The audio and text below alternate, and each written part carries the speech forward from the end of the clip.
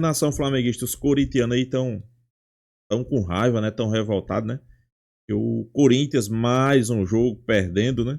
Mais um jogo Memphis Depay sendo decisivo, mas agora ao contrário, né? Isso aí tá deixando os corintianos com raiva, né? Deixando os corintianos preocupados, né? Porque cada dia que passa, o Corinthians não consegue dar aquela alegria, né? Que o torcedor corintiano tanto espera. É o Corinthians fora de campo. Podemos dizer que está em ruínas, isso aí é um fato, é uma realidade.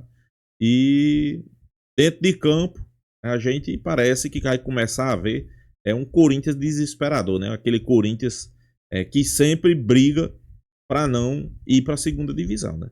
Apesar de ter alguns jogadores qualificados, né? Ter alguns jogadores que sempre pagam salários altíssimos, né?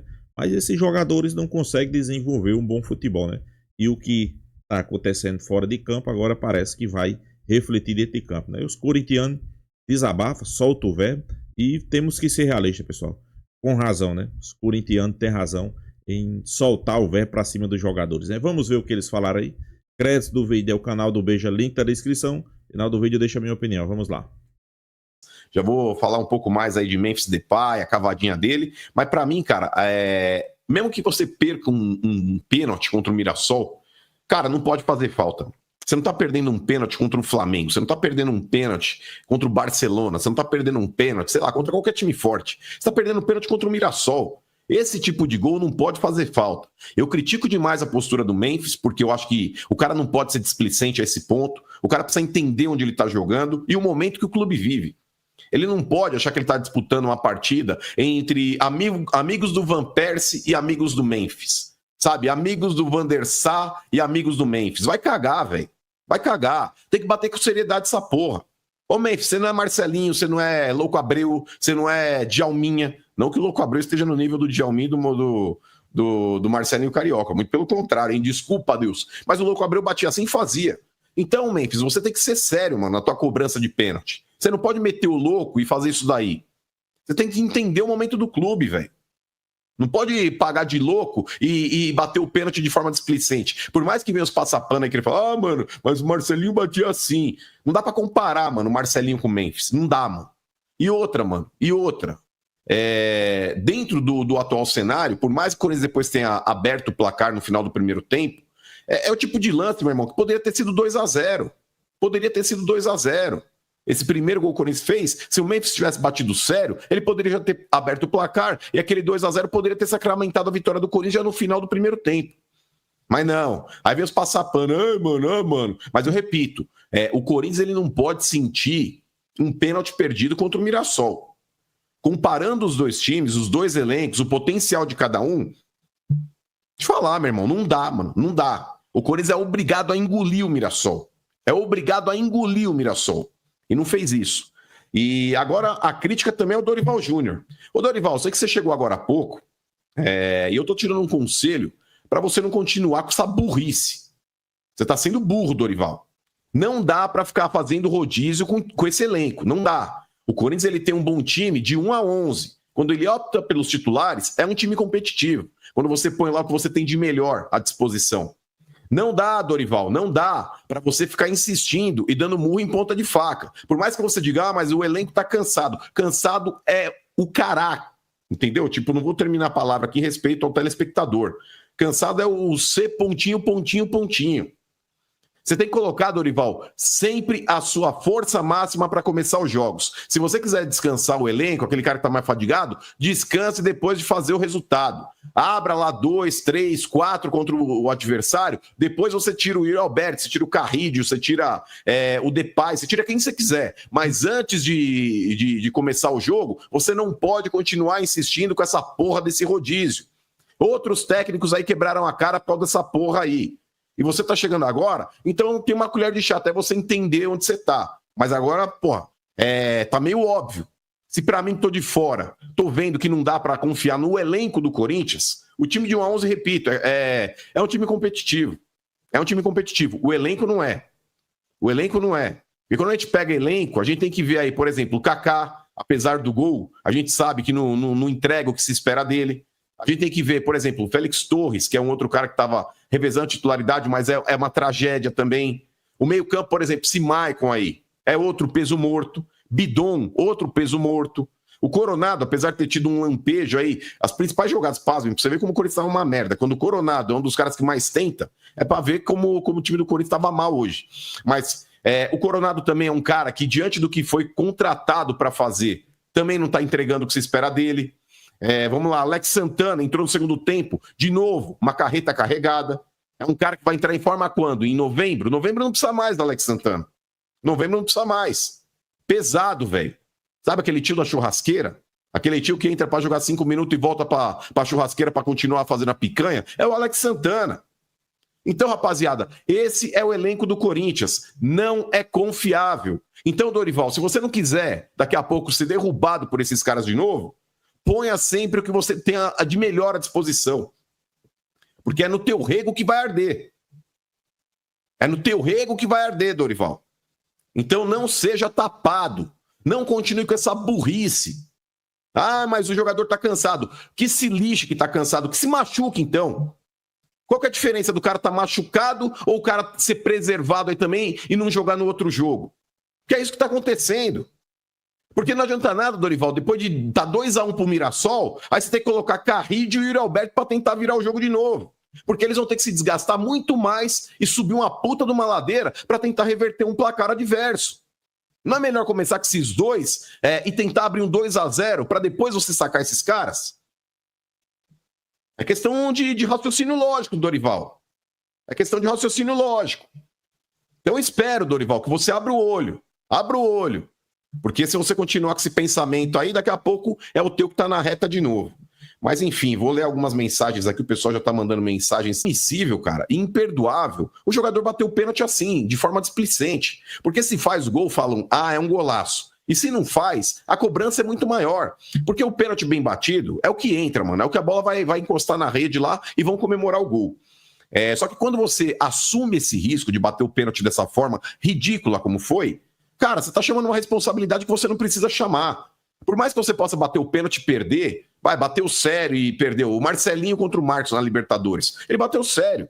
O Marcos buscou, foi lá no cantinho. Se adiantou. Poderia hoje, com o VAR, voltar aquele pênalti? Poderia. Porém, o Marcelinho, ele bateu sério e o Marcos foi pegar lá no cantinho. Agora, não dá pra bater pênalti igual o Pato bateu, naquele pênalti contra o Dida lá no Sul. Não dá pra bater pênalti hoje da forma como esse também bateu o Depay.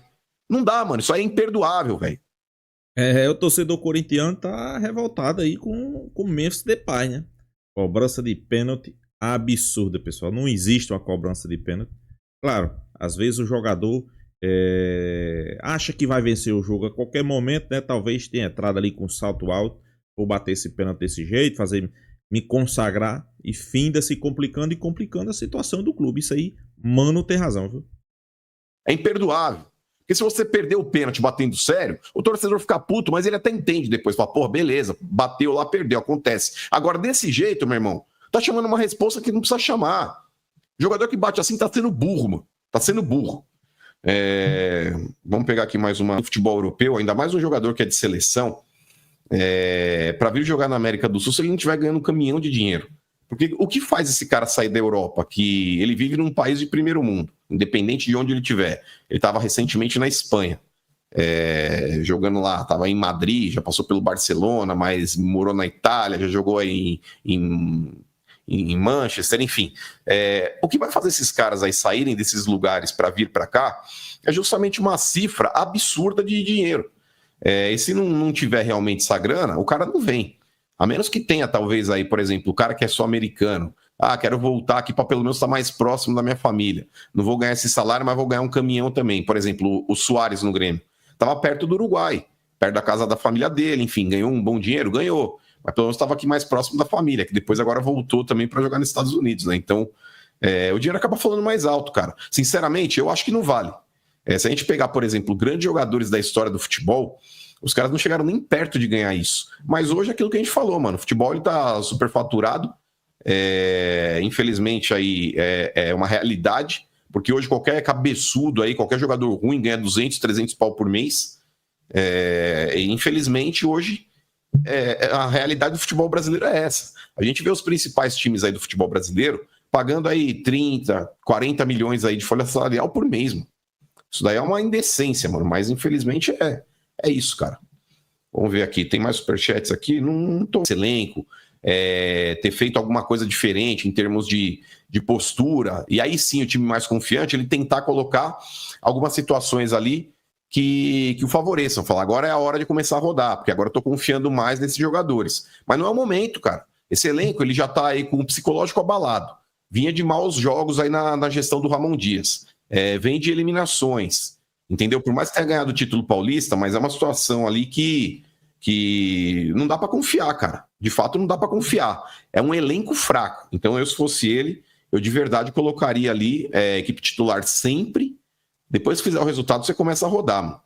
Vou ler aqui uns superchats aqui também, ó. O Léo tá mandando para mim na tela do celular, porque para mim aqui não apareceu, mas eu vou ler aqui, ó. O Lenilson RB. Mano, já está na hora do Memphis de Bagre conhecer o outro lado da torcida organizada. Então, cara, eu não acho que é o momento assim também de chegar e meter o louco ali, dedo na cara, os caralho. Porque, mano, quem tem que brifar esse maluco, de verdade, eu acho que é a própria comissão técnica e o próprio clube. Entendeu? Tem jogadores ali dentro que tem que chegar nele e falar, ô Memphis, deixa eu te falar, irmão. Daqui a pouco aí esses caras vão virar contra você e você tá lascado, mano. Então, nesse ponto, cara, eu acho que cabe sim, dentro do próprio elenco, alguém chegar nele e trocar uma ideia. Se não for ele, tem que ser o técnico. E se não for o técnico, tem que ser o presidente, mano. Porque o Dorival tá chegando agora também. Mas, por exemplo, o diretor de futebol, o presidente, os caras já estão lá, mano. Os caras sabem como é que funciona. Então, para mim, ó, precisa de fato, sim, ter uma postura aí um pouco melhor aí por parte da diretoria do clube e brifar esses caras, mano. Que nem o Memphis, quando o Corinthians tava tomando aquela traulitada naquele time lá, o Barcelona de Guayaquil, mano. Que o maluco chegou lá no outro dia postando fotinho em torneio de pôquer, mano. Esse é o tipo de situação, mano, que o cara que é gringo, ele não tá ligado como é que funciona aqui. Lá na Espanha não tem essa cobrança. Na Inglaterra não tem essa cobrança. Os caras saem à noite, vão jantar, vão pra balada lá e não pega nada. Os torcedores são Nutella. Aqui não. Aqui o torcedor é sangue no olho, mano. Então, pra mim, falta aí, de fato, ali, um pouco mais de comunicação por parte do próprio clube, mano. Vamos lá. Pessoal, os corintianos aí cobrando, né, Memphis Depay, né, eu acho que com razão, né? Cobrança de pênalti que ele fez ontem no jogo do Mirassol para deixar o torcedor corintiano com raiva e chateado, né? E se eu fosse corintiano, eu tava nessa mesma situação, né? Displicência, né? Podemos dizer assim. Podemos dizer assim que o Corinthians entrou achando que ia vencer o jogo a qualquer momento. Talvez ele achou que o jogo ia ser fácil. Isso aí é um pacote de coisas que a chegar a esse ponto aí dele bater esse pênalti desse jeito, né? Ok, quando é o estilo do cara, né, que ele geralmente cobra pênalti assim, aí a gente também não pode criticar, né? Mas, por exemplo, passando em Carioca, Djalminha, Luca Abreu, como o Mano mesmo falou, e os caras sempre, não era toda a vida, mas sempre sempre eles cobravam esses pênaltis desse jeito aí, né? Então, uma hora ou outra perdia, mas era o estilo do cara, né? Já Memphis Depay não. Memphis Depay perdeu, a torcida tá criticando porque não é o estilo dele, né? Mesmo assim, ele consegue perder um pênalti aí que a torcida tava achando que ia bater o pênalti, ia fazer, ia conquistar a vitória, né? Ia sair dessa zona de desconforto, né? Uma zona que não, é uma zona complicada, né? E os corintianos, né, quando começou a temporada, achou que ia ser campeão, né? E eu sempre dizia, Corinthians e Botafogo vai ser a decepção do Campeonato Brasileiro. Né? Por quê? Porque o Corinthians, o ano passado, emplacou ali 7 vitórias consecutivas no Campeonato Brasileiro, deixou o torcedor animado, né? O torcedor eufórico, né? Podemos dizer assim. E a gente sempre dizia, calma, pessoal, calma, porque são duas situações. Primeiro, início de temporada. Não podemos tirar nada de base ainda, porque geralmente tem sempre cavalos paraguaios. E geralmente no final do campeonato também, arranca 2, 3 times ali. Já o campeonato geralmente já decidido por 2 times brigando. Um exemplo, o ano passado foi Palmeiras e Botafogo, né? Então os outros times realmente sempre relaxam. Isso é uma verdade, né?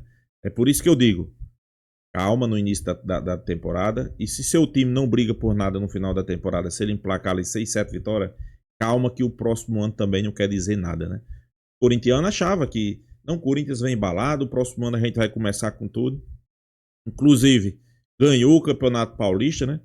Mas a situação é essas que vocês estão vendo. Aí eu pergunto, treinador novo, será que se continuar com essa zona perigosa aí, né? Não jogando nada. Será que o seu Augusto Melo vai fazer igual ao ano passado? A primeira janela trouxe 8 jogadores, na segunda trouxe 7, 15 jogadores, salários astronômicos, jogadores de peso para tirar o time dessa situação? É uma pergunta que eu faço, né? Recentemente ele disse aí que enxugar os gastos, né? Cortar os gastos. Aí eu pergunto, e aí? O que é que vocês acham? Pessoal, é complicado. A situação de clube de futebol aqui do Brasil é complicada, né? Principalmente daqueles clubes que não querem se organizar, né? E o Corinthians é um deles, né? Infelizmente, o Corinthians é um deles, né? Mas vamos aguardar, né? Vamos aguardar, vamos ver, né? O Flamengo venceu, é líder do Campeonato Brasileiro. O torcedor flamenguista tá confiando para quinta-feira o Flamengo fazer uma boa campanha, um bom jogo, né? E conseguir uma bela vitória, né? Mas vamos aguardar que tudo vai dar certo e que o Flamengo vai se classificar também na Libertadores. Deixa sua opinião, se inscreva no canal FlaTube e até a próxima, pessoal.